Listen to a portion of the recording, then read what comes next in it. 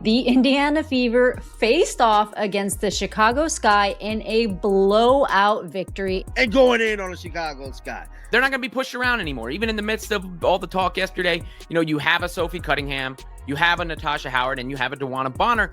There's a level of credibility. There's a level of toughness. Caitlin Clark, in the post-game interview, she made it a point to say, this is not please don't blow this out of proportion. The entire WNBA felt like it hit pause this weekend. The Indiana Fever had just locked in a statement win, but then Dana Bonner stepped to the mic figuratively and torched the timeline as she puts Angel Reese and the Chicago Sky in their place. She currently funked herself with Charlotte Webb after she shared a post last night of pretty much somebody congratulating her and going in on the Chicago. Right there in the thick of it, Angel Reese catching strays and side eyes, while Caitlin Clark soaked it all in with her signature Bonner wasn't pulling punches. She served the sass, stirred the tea, and then poured it all over the court with the kind of precision that only a vet with receipts can deliver. If you're rocking with the Fever, comment DB and CC down below. Let's go. Angel Reese, part 32. Let's get it. This ain't LeBron. This is butter pecan. Bang! They want to put her at point forward this season. They want her making plays because she a playmaker. Bang! That Angel Reese hit a buzzer beater. You gotta check this out. 3, 2, 1. Bang! Who cares? They lost by 35 points. At least she got her 17 rebounds. Hey Ma, you got a receipt for this Barbie? I think this one's broken. Send it back. Broken, send it back. What started as a routine postgame turned into an all-out roast-a-thon. And no, the Fever's win wasn't the climax. It was the trailer, the real feature Bonner, putting Reese in the Sky on blast in real time. This wasn't just sports, it was reality TV meets. ESPN and the reruns are going to hit different. It's a hate thing. Like, they make it a hate train. It's like, no. I'm telling you, if I was the coach or the owner, we forfeit in every game.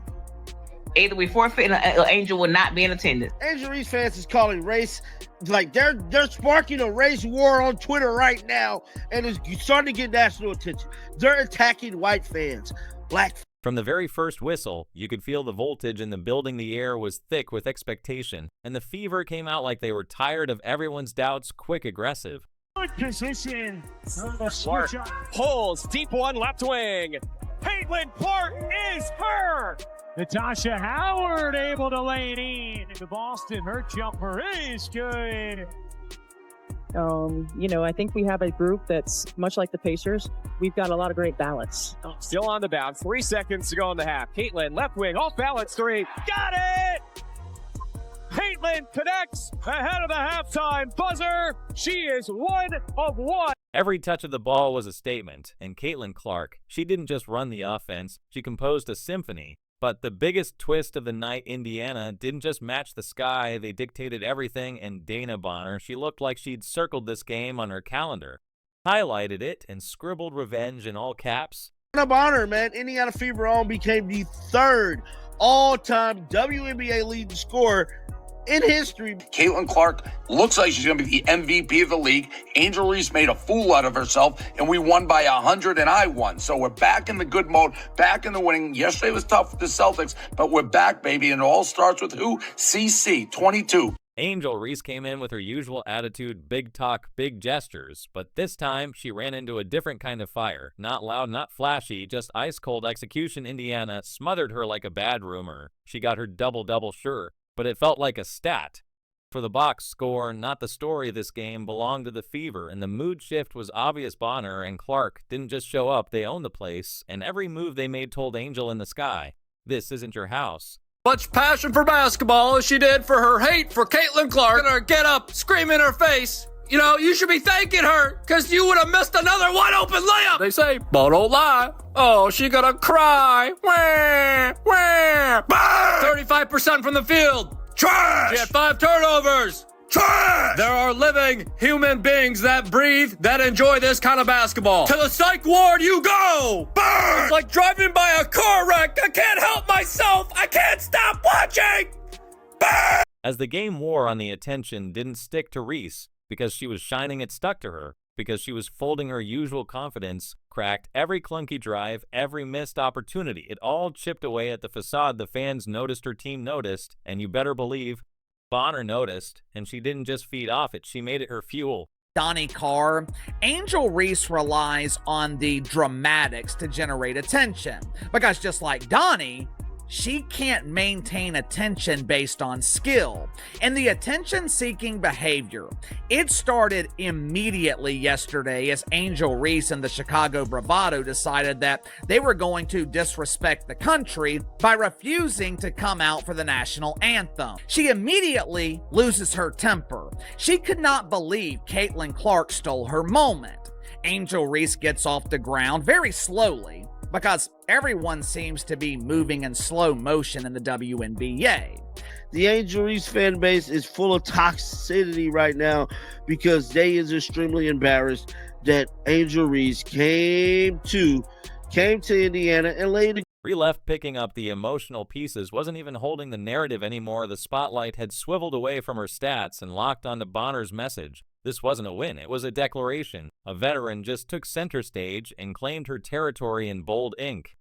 Who knocks it away. Cookies, TV, open court, right side, and she lays it in.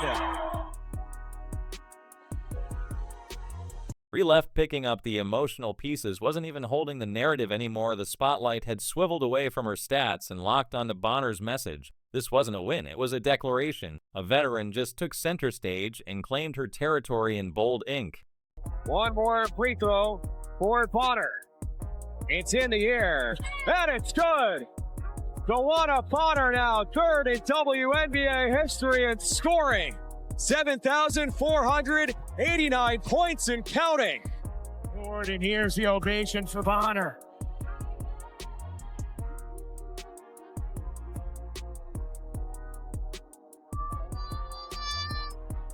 Counting, and here's the ovation for Honor. Reese strutted into the arena like she owned the storyline. But from the opening minutes, it was obvious this was going to be a pressure cooker. Every touch she got came with bodies, every dribble came with traps. Indiana's crowd, ruthless Bonner.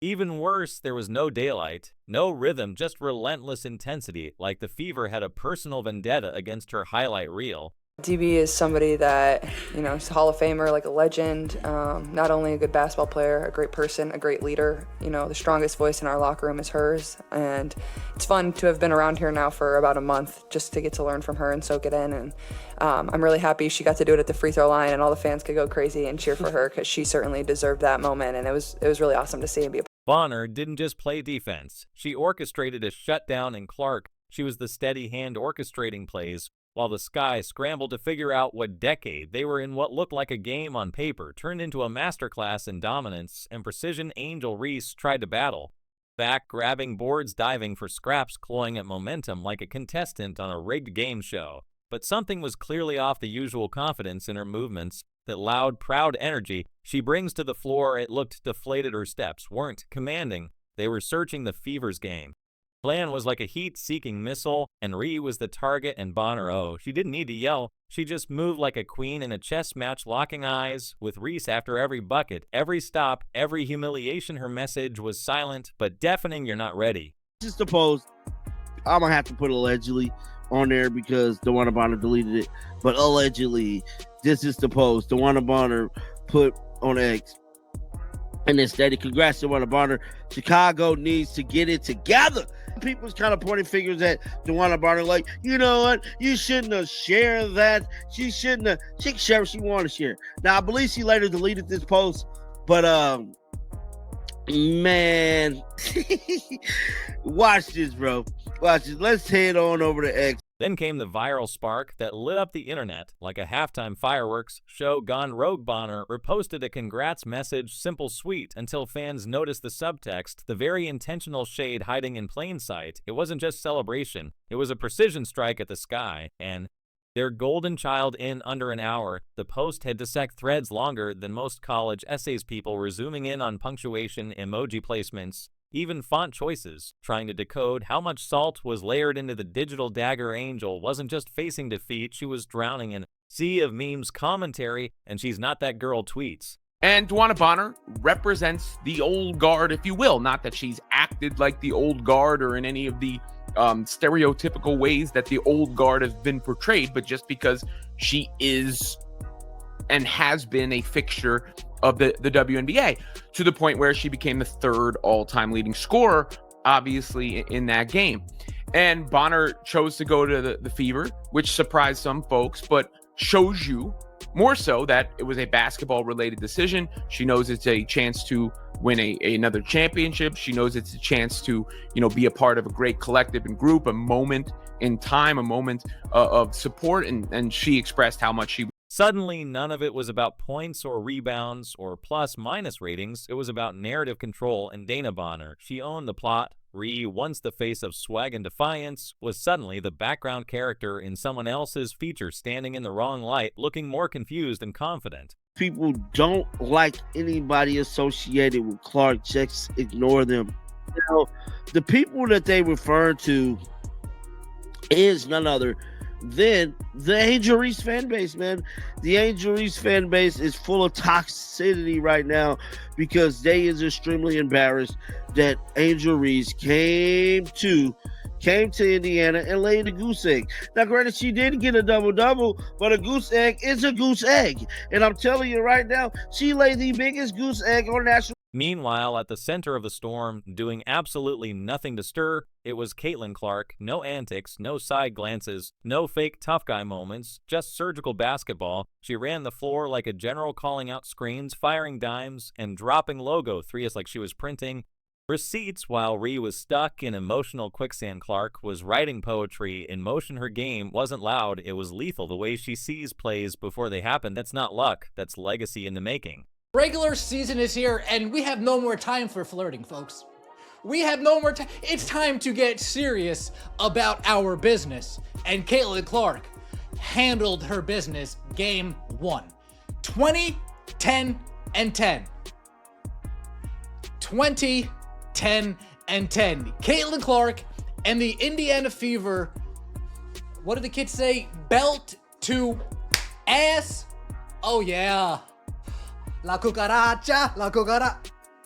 Indiana Fever destroy, obliterate, run out of the gym the Chicago Sky. 93 to. But the part that made headlines wasn't just the stats, it was what Caitlin did or didn't do when Angel tried to shift the vibe late in the game. Ree hit the floor after a hard foul from Clark and came up ready for a round 2. You could practically see the steam, but Clark, she didn't flinch, didn't feed the fire. She turned, walked away, and gave the moment exactly what it deserved. Nothing, that silence, that was dominant. Indiana Fever just played their first game against the Chicago Sky, and folks, it was not close. It was not close. I remember my timeline being flooded with people saying it was going to be a good dog fight. It was going to be a close game. It was going to come down to the wire. It was going to be a great one. No, it wasn't. It was a 40-point blowout. And it was a great game on one side.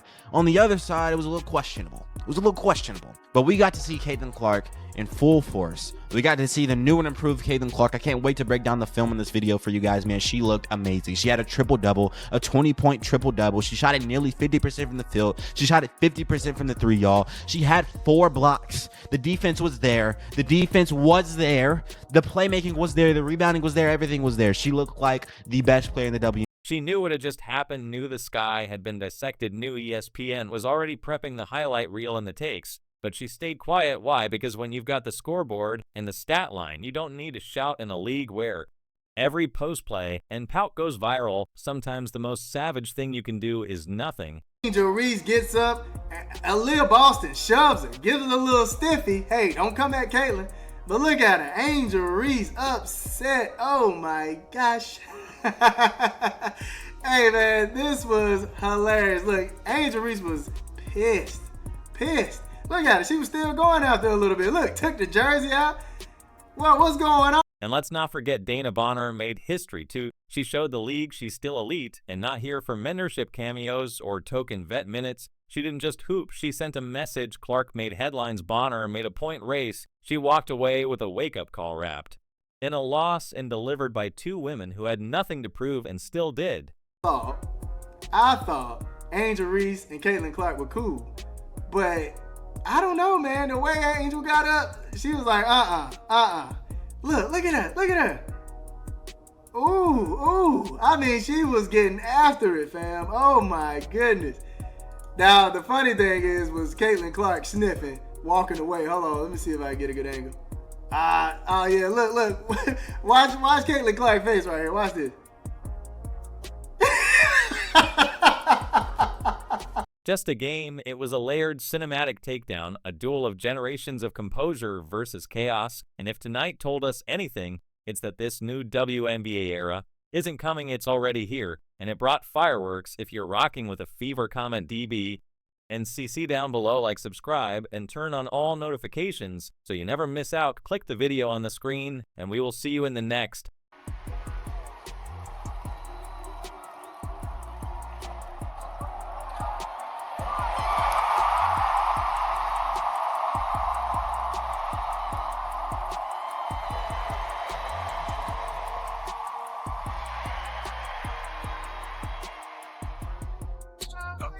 There it is.